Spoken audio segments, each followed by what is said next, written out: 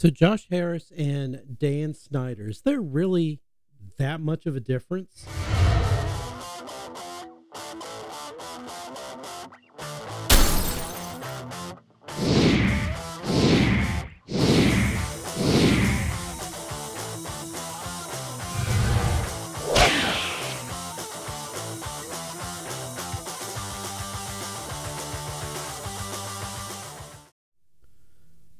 Well, guys, welcome back to another video here on the Washington Football Maniacs YouTube channel.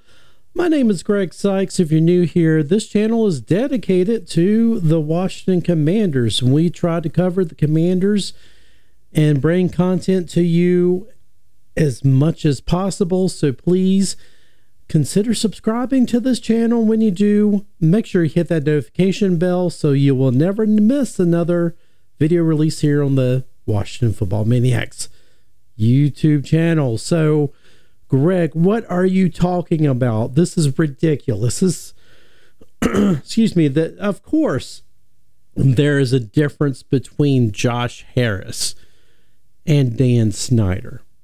Of course there is. Well, yeah, I mean, you know, okay, when Dan Snyder bought the team in 1999, he didn't really do a lot of changes in that 99 season. Actually, I guess it was before the 99 season he bought the team. Because his first season, the team actually won the NFC East, and they were a missed field goal away from making the conference championship game. And so now he made all sorts of changes the very next year, you know, bringing in all of these over-the-hill big names, Deion Sanders, Bruce Smith, you know, signing them to these big mega contracts, trying to basically buy a Super Bowl. And, you know, of course, you know, firing Charlie Casserly, the longtime general manager of the Washington Redskins at the time. And so, you know, but he came in and he was making his changes that he felt he needed to make, because he saw that for, you know, a few years after the Super Bowl win and after Joe Gibbs had stepped down, there was just kind of this rebuilding phase that the team just never got better. I mean, well, I'll rephrase that. They never got back to championship level football. Although some would argue that when they finally got to 1999 and they finally won a playoff game and came very, very close to getting into the conference championship, that he pulled the trigger a little too quickly and just kind of tore everything apart too quickly. Fired Norv Turner, you know, mid-season, you know, just really started to insert himself as an owner. So, of course, all of you guys know the whole story about Dan Snyder, and now you know he was not a very good owner. But he did what he needed, what he felt like he needed to do in order to make the team better. We will argue that anyway, right?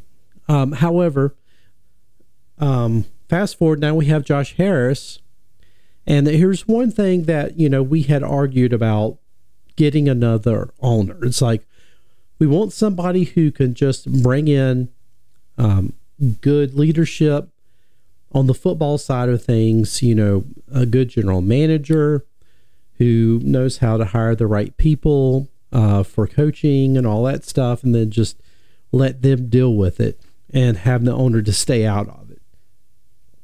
And right away, though, you know, this is what we said. Well, we get Josh Harris, and we get into this season with Ron Rivera not really producing. Suddenly we want Josh Harris to step in and fire Ron Rivera and Jack Del Rio. It's like, why is the owner not meddling like Dan Snyder would have? Excuse me. Dan Snyder would have already fired Ron Rivera. But Josh Harris is not. So we've complained about that. However, Josh Harris has gotten involved with the trades of Chase Young, Montez Sweat. He was a part of that.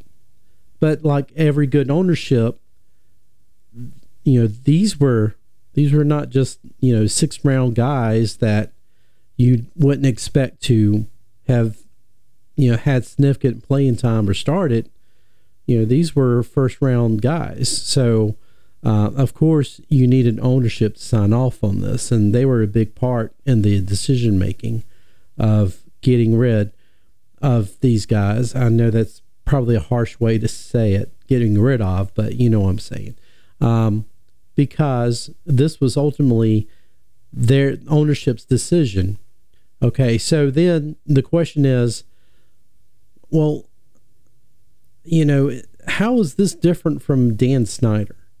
This affects the football team. And this really, and right now you can argue that it negatively affects the football team, and maybe it does. But I think here's the differences. The difference is Josh Harris is looking for the future.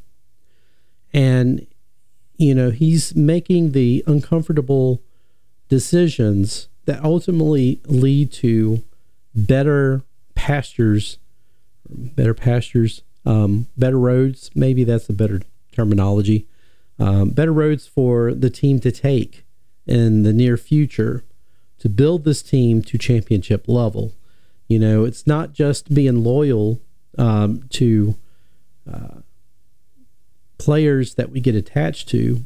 And I mean, come on, the players are going to be okay. I mean, Chase Young has already came out and said that, it feels better being in a locker room full of winners as opposed to Washington. You can take that how you will, but Chase Young seems okay with the move. Montez Sweat seems okay with the move because he just signed a multi-year deal worth hundreds of millions of dollars. So, I mean, he's fine. So, it's okay to let go of these guys. And if it means for the betterment of the team, and that's what I think ultimately is the difference between Dan Snyder, Josh Harris. Dan Snyder is looking at what can he do to make money, and can he take the shortcuts to win a Super Bowl. That's what I saw earlier on in his tenure as ownership. And then later on, I felt like he was just kind of like throwing spaghetti against the wall, seeing what would stick. He just, seemed like he kind of checked out after a while. He just looked at the team as an investment. And it was a great investment for him, but the team just was not growing as the product it should have been on the field. And for Josh Harris, it's different. He wants to build a championship team. He wants to build a team because he said the right things. He said, this is the people's team. This is not my team. This is the people's team. And you're seeing a difference. So you're already seeing him putting an investment. He's going to put hundreds of thousands of dollars of investment into FedEx Field to make that place a lot better for the fans to come and enjoy the NFL experience. Whereas Snyder seemed like he just was not investing anything at all. Just basically, he's going to scrap that, try to find a new stadium. And you're seeing a different owner. But some will argue that, well, he's still going to be meddling because look what he did. He got involved with, getting rid of players. But he's going to have to. He's going to have to, because eventually he's going to be doing more than that. He's going to be getting rid of front office people, and he's going to be getting rid of coaches, because it's for the betterment of the team. It's going to be some uncomfortable moves that is ultimately going to make this team better. And it's not just moves based out of anger or frustration, but it's for the betterment of the team. That's the biggest difference between Josh Harris and Dan Snyder. Hopefully people will understand that. And that's the reason why I wanted to come out with this video, because I feel like at some point you're going to start seeing people complaining. People very quickly will turn on ownership, quarterbacks, coaches right away. And I like to at least, put things out in the open and say, let's talk about this, because there was a major move that was done last week, 2 major moves that was done last week. And so I thought that it was necessary to kind of discuss, is there a big difference between these 2 owners, and get that right away so people kind of understand the difference. Folks, if you enjoyed this video, please give it a like, give it a share. Let me know in the comments section what you thought. And again, if you're enjoying this channel, please consider subscribing to the Washington Football Maniacs. I also have memberships that start at $2.99. Consider that as well. And with that said, folks, hell to the Washington Commanders. Let's go, Maniacs. I will see you in the next one.